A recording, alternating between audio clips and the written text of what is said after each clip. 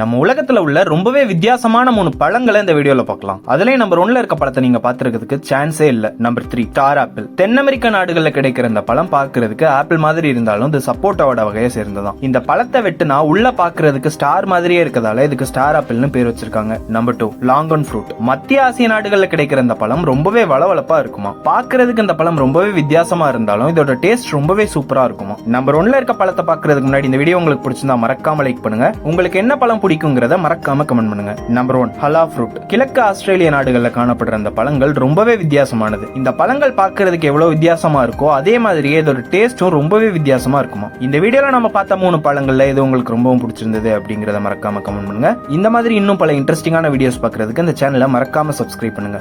Thank you for வாட்சிங்.